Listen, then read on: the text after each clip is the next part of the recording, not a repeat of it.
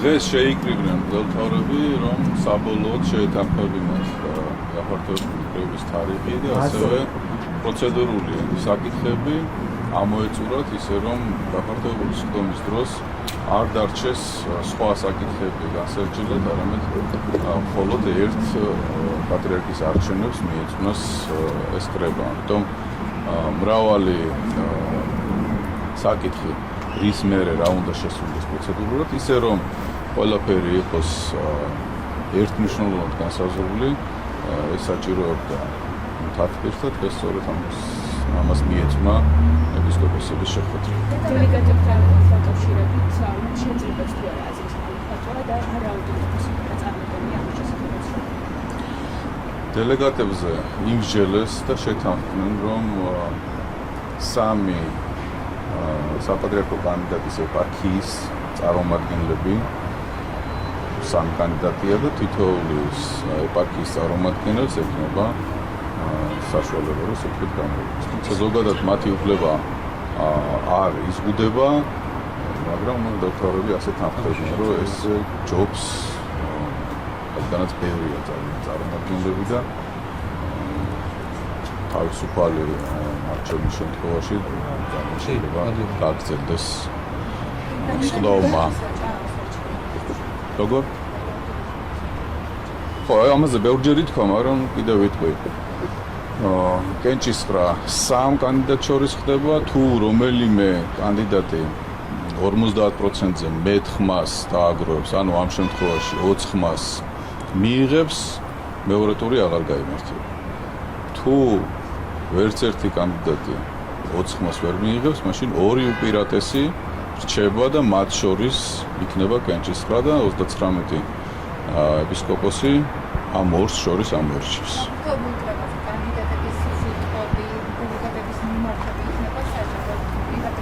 პირდაპირ ეთერში არ იქნება, ეს ჩანაწერი იქნება, რომელიც მე გავცემდი. ინტრონიზაციის თარიღის შესახებაც რომ ინტრონიზაციის თარიღი უნდა განისაზღვროს უკვე არჩევნების შემდეგ.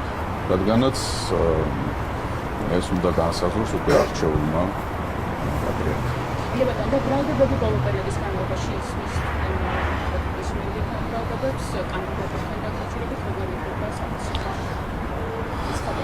ზოგადად მე ვფიქრობ, რომ საზოგადოება მიჩვეული არის საერო არჩევნებს და იქ მოყოლილაი ამ რაღაცა დაპირისპირებებს სინოდში ასეთი რამე არ ხდება. მიუხედავად იმისა, რომ იყო გარკვეული არაკორექტული გამოსვლები, ემოციური კომენტარებიც, მიუხედავად ამისა, დღევანდელი სინოდი იყო შეიძლება იყოს ერთსულოვანი და ორიენტირებული იმაზე, რომ როგორც აქამდე პატრიარქის გარდაცვალების შემდეგ მთელი ეს პერიოდი ღირსეულად ტარდებოდა, სინოდი იქნებოდა ეს თუ სხვა პროცესიები, ასევე სამაგალითო და სამიმუშო იქნება ეს არჩევნებიც. ეს იყო მთავარი მათი სულისკვეთება, ასე რომ დანარჩენი ცდილობები, რომ რაღაცა დაპირისპირება ერთმანეთში წარმოაჩინონ, ეპისკოპოსების შორის დაპირისპირება არარეალური არის. ამოვარდნილია დღევანდელი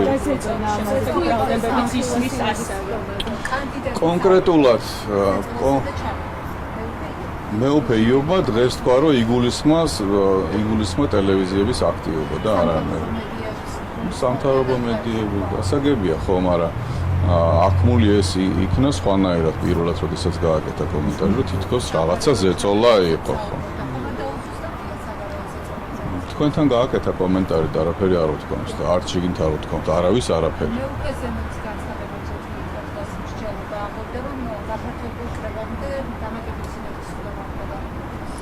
მსგავსი არაფერი ყოფილა არც ერთი ეპისკოპოსიდან დღეს წარმოთქმულია.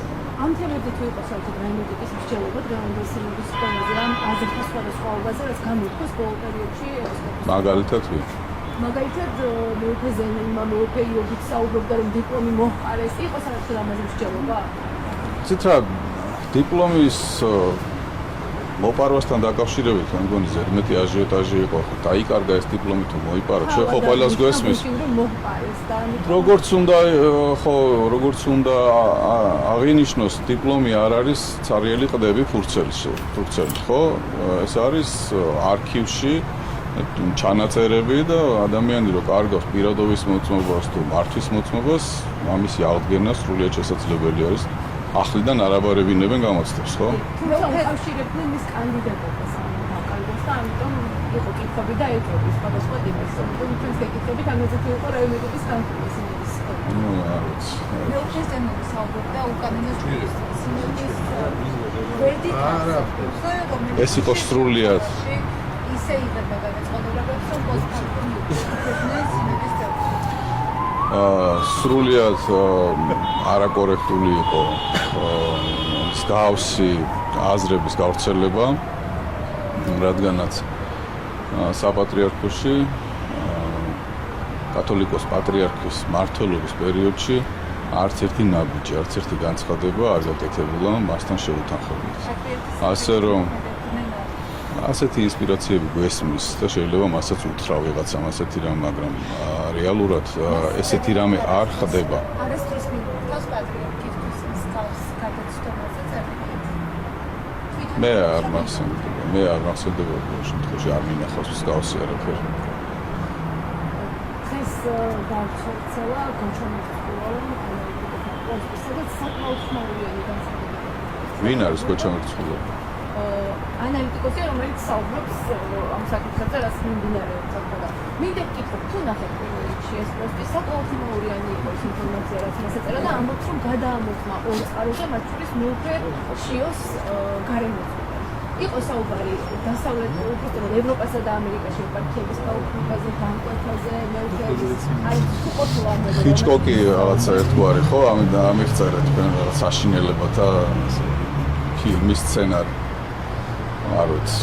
გადამოწმეთ მასთან წყაროები, არც ვიცი ვინ არის კოჩამერცულად. აი მაგალითად გიორგი გიორგის რამდენიმე ამბობდა თქვენს მოწმის როდესაც საკანონმდებლო ინტერვიუს დროს თვითონ მიკერტო ამბობდა რომ როდესაც ადმინისტრაციული თანამდებობა უკავია ამ შემთხვევაში უნდა საჯარო დაუჭირებდნენ და თუ საჭირო იქნებოდა უნდა დაეტოვებინათ თურმეების მახსოვს ეს მე რამდენად მესმის ჯაღმა იცე გადადგეს, ხო, ესე იგი რაღაცა ეს სხვადასხვა სრულიად სხვადასხვა საზოგადოების სრულიად სხვადასხვა წარმომადგენლებისგან გამიგია, მაგრამ მე რა რესურსი უნდა გამოვიყენო სინოდში არჩევნების დროს. სინოდში არჩევნების დროს ხმის უფლება აქვს მხოლოდ ეპისკოპოს, მათ შორის მეუღლე გიორგის. და ერთადერთი რესურსი ეგ არის. რაც შეეხება რომ მიკერძოებული ვიყავი მუდამ პატრიარქისადმი და მისი კურთხევისადმი. და ყველაფერი ცილისწამება, რაც გადამხდა თავს, იყო სწორედ ამისი ნაწილი. ასე რომ როგორც პატრიარქი არ პასუხობდა ითმენდა, ჩვენც ვცდილობთ რომ შევეგუოთ ამას, რომ ასეთი რეალობა არის დღეს. არა უშურს.